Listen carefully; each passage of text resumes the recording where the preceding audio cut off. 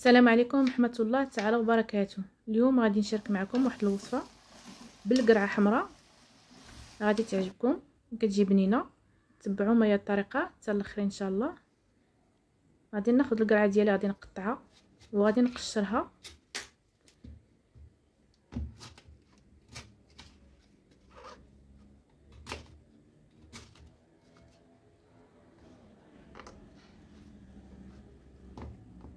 غادي نقطعها الطريفات،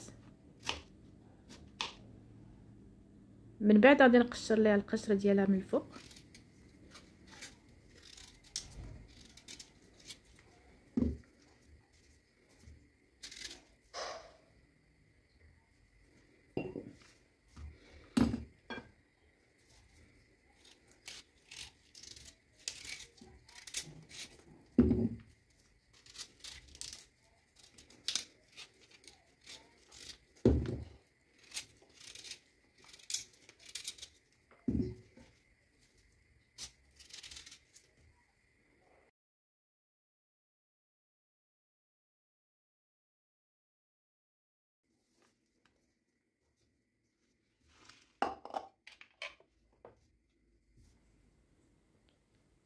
القرعه ديالي نقيتها وغسلتها، غادي نقطعها مربعات صغار.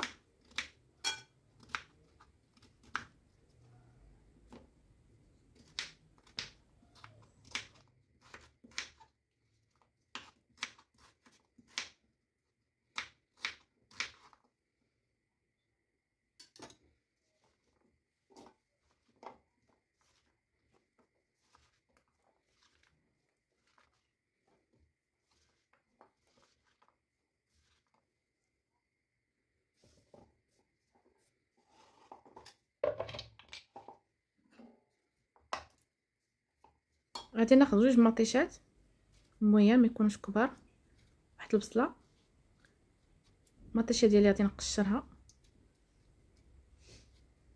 من بعد غادي نقطع الطريفات.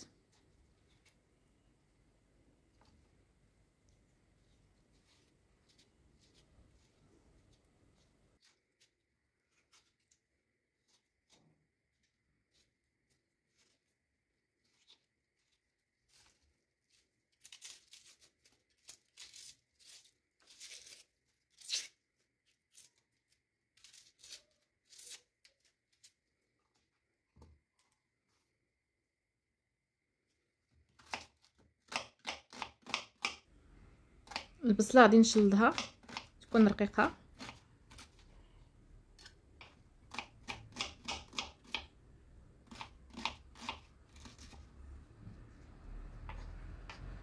المطيشه حتى هي غادي نقطعها تكون رقيقه.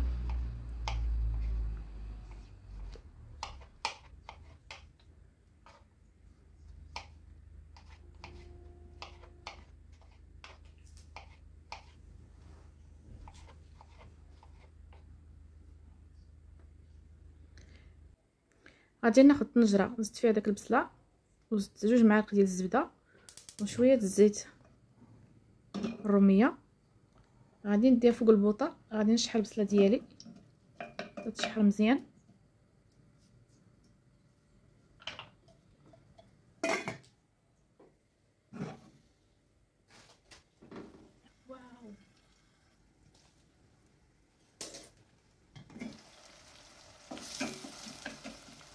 البصله ديالي هي تشحرت ولات ذهبيه. غادي نزيد القرعه، غادي نشحرها مع البصله باش تاخذ ليا ديك البنه ديال البصله والزبده.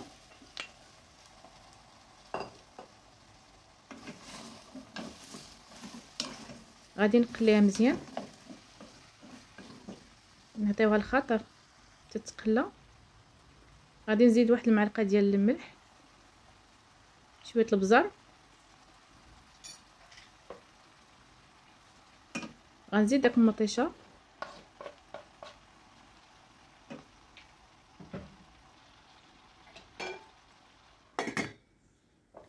غادي نخلي كلشي يتشحر مزيان.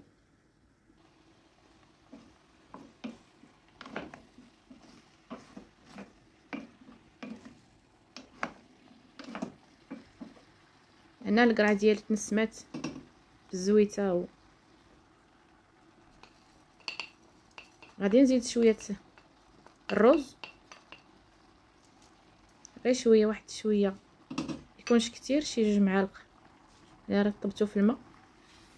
غادي نزيد الماء طايب ونغطي عليه ونخليه كلشي يطيب.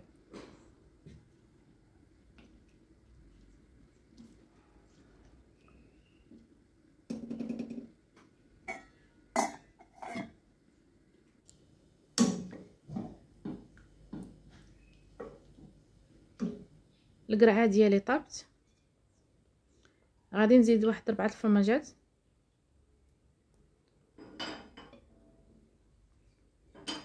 وغادي نطحنها.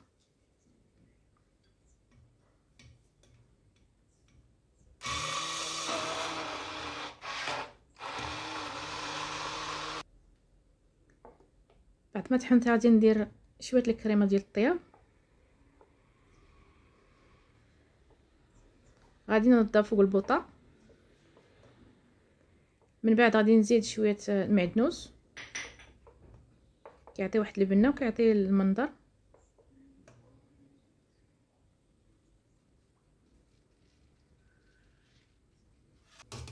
ها هي الشوربه ديالي ديال القرعه حمراء، هي وجدات.